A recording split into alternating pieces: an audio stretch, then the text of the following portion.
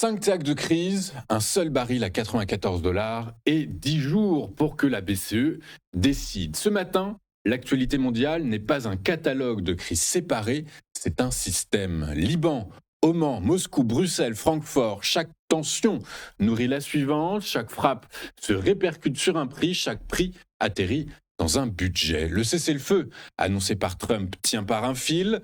Le détroit d'Ormuz reste sous pression. L'économie russe craque de l'intérieur. La dissuasion nucléaire revient hanter l'Europe et dans 10 jours, la Banque centrale européenne rendra son verdict sur votre pouvoir d'achat. Un fil unique traverse tout cela, tendu, fragile, explosif. Et ce matin, nous allons le suivre du début à la fin.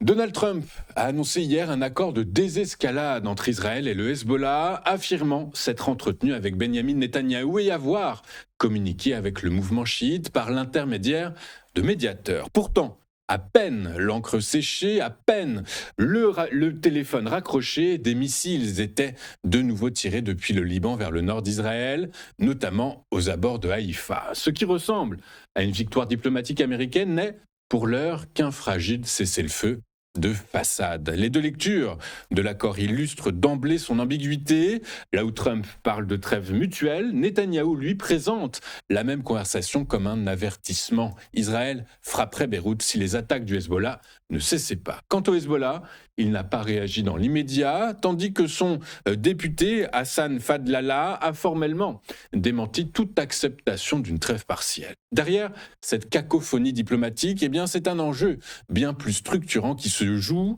les négociations nucléaires américano-iraniennes. Téhéran a posé ses conditions avec une clarté absolue, pas d'accord sur le nucléaire sans cessez-le-feu au Liban. Le ministre iranien des Affaires étrangères l'a réaffirmé hier, toute violation sur un front constitue une violation sur tous les fronts. Un principe de vase communicant qui contraint considérablement la marge de manœuvre américaine. Sur le terrain, la réalité, elle, est bien plus brutale. Plus de 3400 morts au Liban depuis le début du conflit, 1 million de déplacés, un hôpital endommagé à tirs, des civils fuyant en masse la banlieue sud de Beyrouth. Pendant ce temps, l'armée israélienne a atteint sa position la plus avancée au Liban depuis 26 ans, s'emparant du château de Beaufort, signal clair que Netanyahou entend maximiser ses gains militaires avant toute solution négociée. Dès lors, 3 trajectoires se dessinent. La première, Donald Trump tient ses promesses et un accord formel émerge. Avant la fin du mois, il l'a lui-même annoncé à ABC News. La deuxième, l'escalade reprend, pulvérisant les pourparlers israélo-libanais prévus cette semaine à Washington, les premiers en 30 ans entre deux pays sans relations diplomatiques officielles. Enfin, la troisième, sans doute la plus vraisemblable, un statu quo sous tension où chaque frappe, chaque déclaration de Téhéran, Tel Aviv ou bien Washington peut faire basculer l'ensemble de l'édifice. Ce qui se joue au Liban actuellement dépasse donc largement ses frontières et c'est la capacité des États-Unis à arbitrer simultanément plusieurs crises imbriquées qui est ici mise à l'épreuve. Et sur ce point, eh bien, le verdict reste totalement ouvert.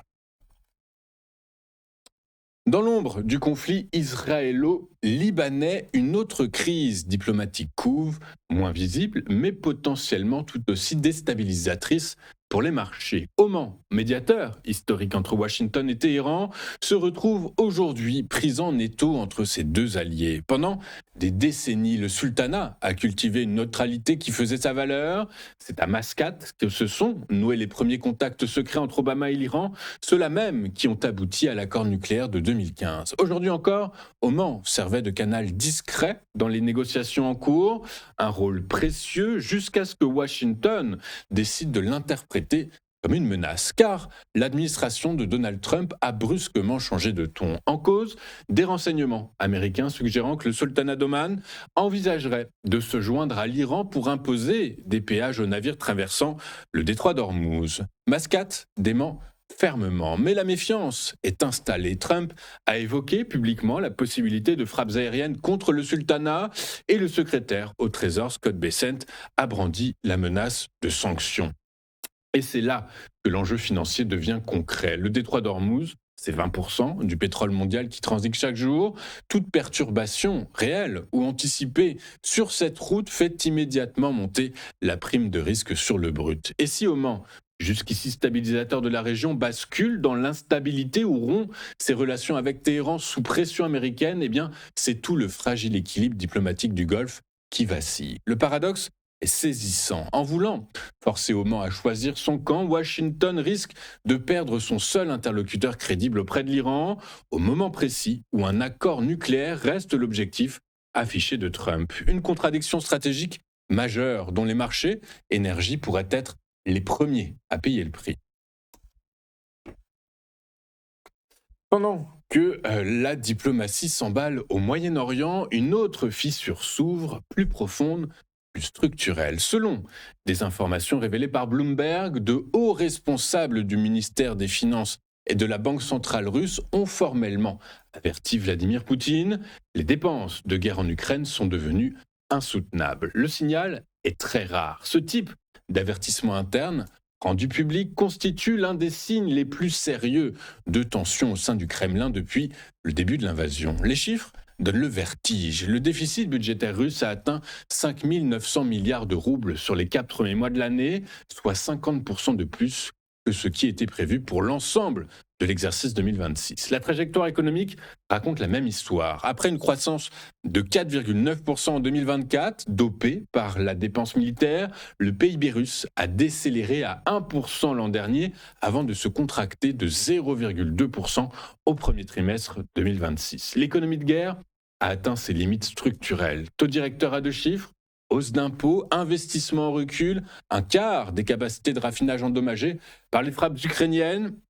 Le ministère de l'économie table désormais sur 0,4% de croissance pour l'année, contre, rappelez-vous, 1,3% prévu initialement. Pourtant, une mise en perspective s'impose. En février 2022, les économistes prédisaient, rappelez-vous, un effondrement immédiat de l'économie russe. Eh bien, ils avaient tort. La Russie a en effet une capacité documentée à absorber des chocs que les modèles occidentaux sous-estiment systématiquement. Sanctions, substitution aux importations, réorientation vers la Chine et l'Inde, la résilience n'est pas un mythe, c'est un fait empirique. Et le Brent, qui frôle les 100 dollars, conséquence directe du chaos au Moyen-Orient, allège mécaniquement la contrainte fiscale de Moscou. Chaque baril vendu à prix réduit reste un baril vendu. Il faut également mesurer ce que les modèles peinent à quantifier, la tolérance à la dégradation. Poutine gouverne sans opposition organisée, sans presse libre, sans marché obligataire rebelle.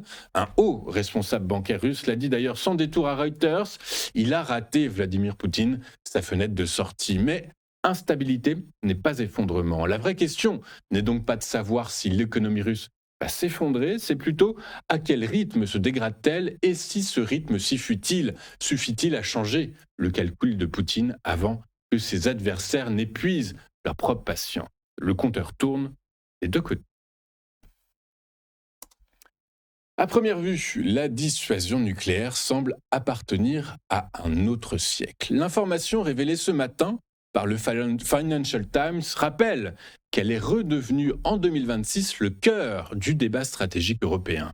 Washington, en effet, discute avec plusieurs alliés de l'OTAN d'un élargissement du stationnement de ses armes nucléaires sur le vieux continent. Le contexte explique l'urgence. Depuis l'expiration du traité New START en février dernier, eh bien, il n'existe plus aucun cadre bilatéral de limitation des armements entre Washington et Moscou. Et c'est la fin du dernier grand filet de sécurité institutionnelle hérité de la guerre froide et avec lui la disparition de toute prévisibilité formelle sur les arsenaux des deux premières puissances nucléaires mondiales. Dans ce vide, eh bien, l'Europe cherche à se repositionner. Aujourd'hui, environ 100 bombes gravitaires américaines, les fameux B-61-12, récemment modernisées, sont réparties sur 6 bases dans 5 pays, la Belgique, l'Allemagne, l'Italie, les Pays-Bas et la Turquie. L'hypothèse d'un élargissement géographique de ce dispositif constituerait là une rupture nette avec l'équilibre stratégique en place depuis les années 1950. Parallèlement, la France accélère. Emmanuel Macron, le président français, a annoncé début mars un renforcement de l'arsenal français et ouvert la porte à une coopération nucléaire élargie avec des partenaires européens. Une dynamique inédite qui dessine en creux l'émergence d'une architecture de dissuasion moins dépendante de Washington sans pour autant s'y substituer. La question centrale reste pourtant entière. S'agit-il d'une extension géographique réelle ou bien d'un signal politique destiné à rassurer des alliés inquiets? La réponse déterminera la posture de l'OTAN face à Moscou pour les prochaines décennies. Et sur un continent où la crédibilité de l'engagement américain est désormais ouvertement questionnée, la nuance entre les deux n'a jamais été aussi lourde de conséquences. Les Européens ne lisent pas les notes de Goldman Sachs, mais ils voient les prix à la pompe, les factures de chauffage, les étiquettes au supermarché. Et leurs anticipations d'inflation le disent clairement, 4% de hausse des prix attendus sur les 12 prochains mois. Stable par rapport à mars, mais à un niveau bien supérieur à celui d'avant le conflit au Moyen-Orient. Le choc s'est donc installé dans les têtes. C'est précisément ce que surveille la Banque centrale européenne. Lors de sa réunion d'avril dernier, rappelez-vous, elle a maintenu ces taux inchangés, mais le compte-rendu publié la semaine dernière a révélé que plusieurs membres étaient prêts à voter une hausse. La prochaine réunion a lieu le 11 juin, c'est-à-dire dans un peu moins de 10 jours. Les marchés anticipent un relèvement de 2 à 2,25%. Le signal décisif que la BCE attend, une boucle prix-salaire. Si les travailleurs anticipent, eux, une inflation durable, ils négocieront des hausses de salaire, les entreprises les répercuteront alors dans leurs coûts et, in fine, les primes remonteront. La spirale se sera enclenchée. Or, le sondage envoie un signal ambigu. Les ménages anticipent une hausse de leurs revenus de seulement 0,8% contre 2% en mars. Ils souffrent, mais ne demandent pas encore de compensation. Le détroit d'Ormuz reste largement fermé. Les prix de l'énergie demeurent élevés. La pression sur les salaires devrait donc s'accentuer. La BCE le sait et prépare sa réponse. Le 11 juin, les taux vont monter, sauf surprise diplomatique majeure. Regardons désormais ce à quoi les investisseurs vont être attentifs aujourd'hui et au-delà de la géopolitique, comme depuis le 28 février dernier, c'est du côté de la macro qu'il faudra se tourner pour aller chercher un peu de volatilité. On sera attentif à 11h à la première estimation du CPI en zone euro, qui est attendu en légère hausse par le consensus des analystes à 3,2% contre 3% arrêté au mois d'avril. Et à 16h, c'est du côté des États-Unis qu'il faudra se tourner pour avoir une nouvelle donnée concernant le marché de l'emploi aux États-Unis avec le rapport Jolts pour le mois d'avril concernant les nouvelles offres d'emploi qui sont attendues totalement stables par rapport au mois précédent. Notez également que cette journée est une journée de forte adjudication de dettes souveraines. La France, l'Allemagne et le Royaume-Uni mettront sur le marché des titres souverains. Attardons-nous maintenant un moment sur ce qui s'est passé hier sur les principales places financières de la planète.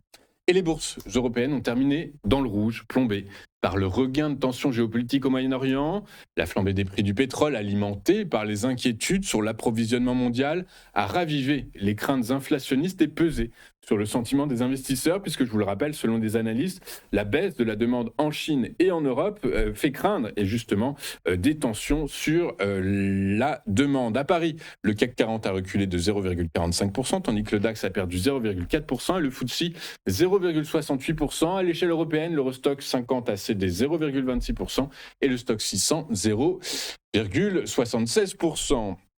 Wall Street a terminé en hausse hier, lundi 1er juin 2026, porté par le secteur de la tech. Le S&P 500 a pris 0,26% et le Nasdaq 0,42%. Ils ont tous les deux inscrit de nouveaux records en clôture, tandis que le Dow Jones a lui progressé de 0,9%. Notez que Nvidia a bondi de 6,26% hier après la présentation d'une nouvelle puce d'intelligence artificielle développée avec Microsoft, dont l'action a gagné, elle, 2,28%. Malgré les incertitudes persistantes autour des discussions entre Washington et Téhéran, la remontée des prix du pétrole les investisseurs ont privilégié l'optimisme autour de l'IA et des valeurs technologiques. Enfin, les cours du pétrole ont fortement progressé hier, les investisseurs s'inquiétant d'un possible blocage de négociations entre Washington et Téhéran. Le marché redoute un enlisement du conflit au Moyen-Orient qui continue de perturber les flux d'hydrocarbures via le détroit d'Ormuz. Les tensions alimentent également les craintes d'un resserrement de l'offre mondiale alors que les réserves stratégiques de pétrole poursuivent leur érosion. Dans ce contexte, le Brent a gagné hier 4,24% à 94,98 $ le baril, tandis que son homologue américain, le WTI, a lui avancé de 5,49% à 92,16 $ l'unité. Nous allons marquer une toute première pause dans cette édition du 2 juin 2026 et juste après, comme convenu, nous retrouverons les Market Movers de Bernard Prats-Desclaux. À tout de suite sur